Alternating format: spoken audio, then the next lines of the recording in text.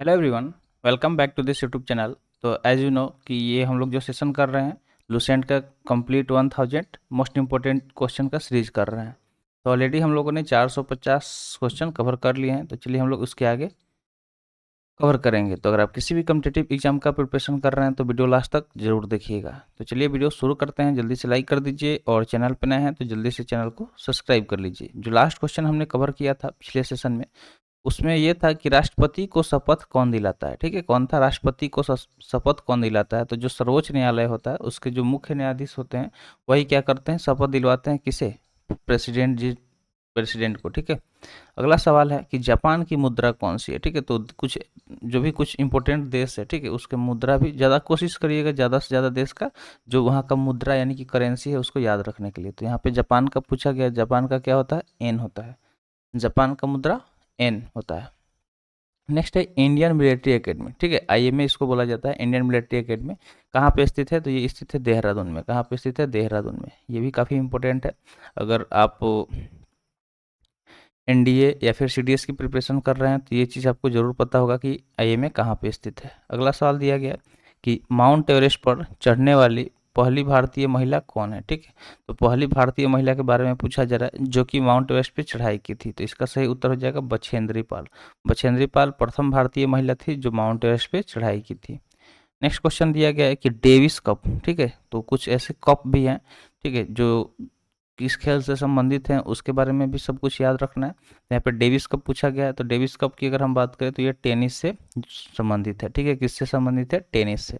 Next question है mount Everest पर 2 बार चढ़ने वाली भारतीय महिला कौन है। ठीक है, 2 बार चढ़ने वाली की अगर बात करें, सबसे पहली का तो याद रखिएगा बछेंद्री पाल, और 2 बार पूछा जाए तो संतोष यादव। ठीक है, किसका नाम याद रखेंगे? संतोष यादव का। नेक्स्ट क्वेश्चन है सर्वोच्च न्यायालय का मुख्य न्यायाधीश कब तक अपने पद पर रहता है। तो ये चीज़ पूछा जा रहा है टाइम पीरियड की, जो सर्वोच्च न्यायालय के जो मुख्य न्यायाधीश बनते हैं तो कब तक वो अपने पद पर रहते हैं। तो इसका सही जवाब हो जाएगा 65 वर्ष की आयु तक, यानी कि जब तक उनका एज 65 वर्ष की ना हो जाए तब तक वो अपने पद पर बने रहते हैं।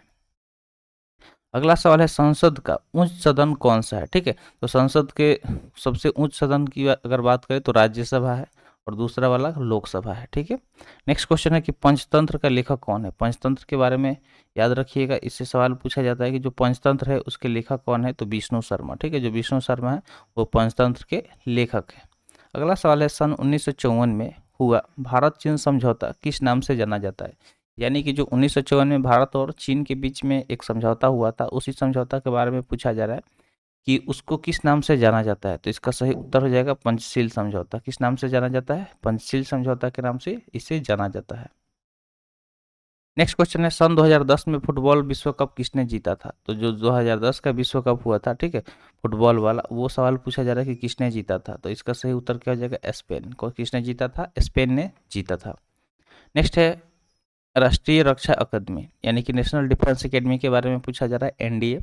तो इसके बारे में पूछा जा रहा है कि ये कहाँ पे स्थित है। तो इसका करेक्ट आंसर हो जाएगा पूना के पास एक खड़गवासला जगह है, वहाँ पे स्थित है। ठीक है। नेक्स्ट सवाल दिया गया है कि डिस्कवरी ऑफ इंडिया पुस्तक किसने लिखी। ठीक है, यहाँ पे एक पुस्तक के बारे में पूछा जा रहा है जिसका नाम क्या है? Discovery of India. तो डिस्कवरी ऑफ इंडिया की बात करें तो किसने लिखा? तो पंडित जवाहरलाल नेहरू ने इसे लिखा था। किसने लिखा था? पंडित जवाहरलाल नेहरू ने इसे लिखा था।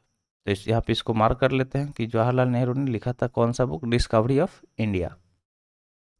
नेक्स्ट क्वेश्चन है एक स्वस्थ मनुष्य का हृदय 1 मिनट में कितनी बार धड़कता है। ठीक है, अगर कोई एक मतलब हेल्दी पर्सन है तो उसके हार्ट बीट के बारे में पूछा जा रहा है कि 1 मिनट में कितना बार धड़कता है। तो इसका सही उत्तर हो जाएगा 72 बार। कितना बार? 72 टाइम्स।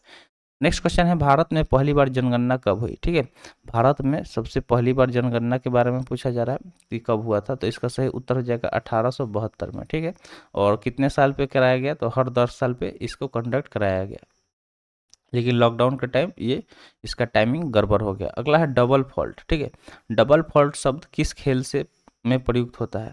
तो डबल फॉल्ट क्या है? एक टर्म है जिसका यूज किया जाता है गेम में। तो उस खेल के बारे में पूछा जा रहा है कि किस खेल में इसका यूज किया जाता है। तो जो टेनिस होता है उसमें ही डबल फॉल्ट शब्द का प्रयोग किया जाता है। भारतीय थल सेना के पहले भारतीय सेना अध्यक्ष कौन थे, ठीक है।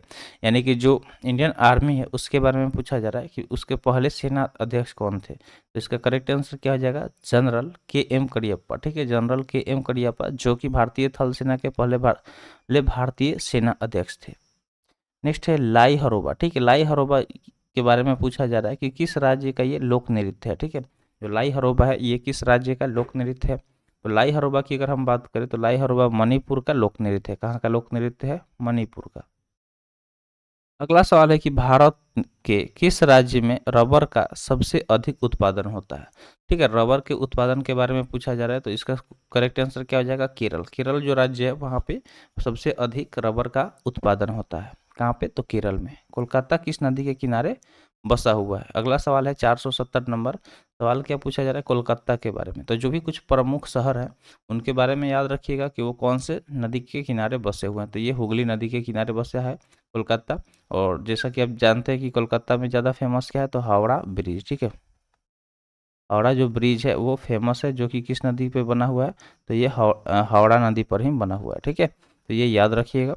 अगला सवाल दिया गया है कि पौधों में जीवन होता है, ठीक है। पौधों में जीवन होता है, यह किस भारतीय वैज्ञानिक ने बताया था। तो एक भारतीय वैज्ञानिक ने ये बताया था बात कि जो पौधे होते हैं उनमें जीवन होता है। तो किसने बताया था, तो जगदीश चंद्र बसु ने बताया था। किसने बताया था, जगदीश चंद्र बसु, जो कि एक भारतीय वैज्ञानिक थे। अगला सवाल है महात्मा गांधी द्वारा साबरमती आश्रम कहाँ स्थापित किया गया, ठीक है। क्या पूछा जा रहा है कि महात्मा गांधी द्वारा साबरमती आश्रम, ठीक है, साबरमती आश्रम के बारे में पूछा जा रहा है कि कहाँ पे इसको स्थापित किया गया। इसका करेक्ट आंसर हो जाएगा अहमदाबाद। कहाँ पे किया गया था, अहमदाबाद में। मनुष्य के शरीर में कितने गुणसूत्र होते हैं, क्रोमोसोम्स के बारे में पूछा जा रहा है कि जो ह्यूमन बॉडी होता है उसमें कितने गुणसूत्र होते हैं, ठीक है, यानी कि क्रोमोसोम। तो 23 जोड़े होते हैं, यानी कि अगर उसको हम सिंगल वाइज देखें तो 46 हो जाएगा, यानी कि 46, और पेयर में 23 हो जाएगा। तो ये याद रखिएगा। अगला सवाल है चंद्र ग्रहण कब लगता है। देखिए चंद्र ग्रहण और सूर्य ग्रहण दोनों ही फेनोमेना को आपको याद रखना है कि चंद्र ग्रहण कब लगता है और सूर्य ग्रहण कब लगता है। जो चंद्र ग्रहण के बारे में पूछा जा रहा है कि हमेशा जो पूर्णिमा होता है उसी दिन चंद्र ग्रहण लगेगा, यानी कि जब चंद्र ग्रहण लगेगा तो ये फिक्स रहेगा कि वो पूर्णिमा होगा। और लेकिन अगर सूर्य ग्रहण की हम बात करें तो सूर्य ग्रहण कब लगता है, तो हमेशा अमावस्या को लगता है, ठीक है। तो इसको याद रखिएगा, सूर्य ग्रहण जो लगता है वो कब लगता है, तो अमावस्या को, ठीक है। अमावस्या को सूर्य ग्रहण लगता है, जबकि चंद्र ग्रहण पूर्णिमा को लगता है। आगे बढ़ते हैं, भारत छोड़ो आंदोलन कब शुरू हुआ था, ठीक है। जो भारत छोड़ो आंदोलन है उसके बारे में पूछा जा रहा है कि इसका शुरुआत कब हुआ था। तो इसका सही उत्तर हो जाएगा 8 अगस्त 1942 ईस्वी को, ठीक है। 8 अगस्त 1942 ईस्वी को भारत छोड़ो आंदोलन का शुरुआत हुआ था। नेक्स्ट क्वेश्चन है कि मनुष्य के शरीर का सामान्य रक्तदाब कितना होता है, ठीक है। तो जो ब्लड प्रेशर हम लोग चेक करवाते हैं, जैसे कि घर में कोई बूढ़े हो जाते हैं तो थोड़ा सा उनके बीपी का इशू होता है, किसी का लो हो जाता है, किसी का हाई हो जाता है। वही पूछा जा रहा है कि ये नॉर्मल अगर देखा जाए तो कितना होना चाहिए। तो नॉर्मल अगर देखा जाए तो नॉर्मल कितना होना चाहिए, तो 80 से 120 मिमी, ठीक है। 80 से 120 मिमी होना चाहिए। अगर इससे कम होता है तो बीपी लो है, इससे ज़्यादा होता है तो बीपी हाई है। हाई बीपी ब्लड प्रेशर को हाइपरटेंशन के नाम से भी जाना जाता है। किस नाम से जाना जाता है, हाइपरटेंशन। अगला सवाल है उत्तरी गोलार्ध में सबसे छोटा दिन कब होता है। उत्तरी गोलार्ध की अगर हम बात करें तो उसमें सबसे छोटा दिन कब होता है, तो 22 दिसंबर को, ठीक है। 22 दिसंबर को उत्तरी गोलार्ध में सबसे छोटा दिन होता है। रामचरितमानस किसने लिखी। अगला सवाल क्या पूछा गया कि रामचरितमानस के बारे में कि किसने इसको लिखा था, तो तुलसीदास ने रामचरितमानस लिखा। किसने लिखा, तुलसीदास ने। प्रथम एशियाई खेल कब और कहाँ आयोजित किए गए, ठीक है। प्रथम एशियाई खेल के बारे में पूछा जा रहा है कि इसको कब और कहाँ पे आयोजित किया गया था, तो मई 1951 में नई दिल्ली में शुरू हुआ था, ठीक है। जो फर्स्ट एशियन गेम हुआ था वो कहाँ पे और कब शुरू किया गया था, तो मार्च 1951 में कहाँ पे हुआ था, नई दिल्ली में हुआ था।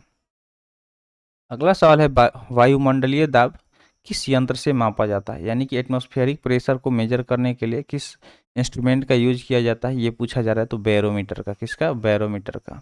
बैरोमीटर का इस्तेमाल किया जाता है एटमॉस्फेरिक प्रेशर को मापने के लिए। अगला है हरियाणा का महिला विश्वविद्यालय कौन सा है और कहाँ है, ठीक है। हरियाणा का पहला, ठीक है, पहला पूछ रहा है कि हरियाणा का पहला महिला विश्वविद्यालय कौन सा है और कहाँ है। चलिए देखते हैं इसका आंसर, तो क्या हो जाएगा, भगत फूल सिंह महिला विश्वविद्यालय खानपुर कलां सोनीपत में ही स्थित है। कहाँ पे है, तो भगत फूल सिंह महिला विश्वविद्यालय खानपुर कलां सोनीपत में स्थित है। नेक्स्ट है, टेस्ट मैचों की एक पारी में सभी 10 विकेट लेने वाला भारतीय कौन है।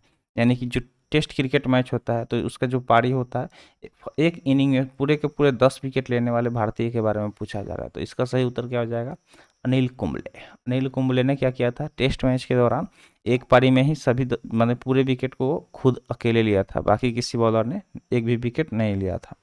नेक्स्ट क्वेश्चन है, सन 2018 में फुटबॉल विश्व कप कहाँ हुआ।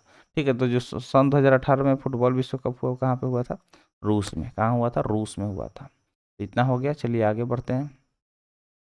अगला सवाल है, संसार में सर्वाधिक जनसंख्या वाला देश कौन सा है। ठीक है, तो इस चीज़ को अब अपडेट कर लीजिएगा कि संसार में सर्वाधिक जनसंख्या वाला देश कौन सा है। ये चीन हुआ करता था, लेकिन इसको अब पार करके आगे अब कौन हो गया है, भारत। तो अभी के डेट में सबसे ज़्यादा जनसंख्या कहाँ पे है, भारत में है। नेक्स्ट सवाल यहाँ पे दिया गया, सवाल क्या है कि राष्ट्रपति लोकसभा में कितने सदस्य मनोनीत कर सकता है।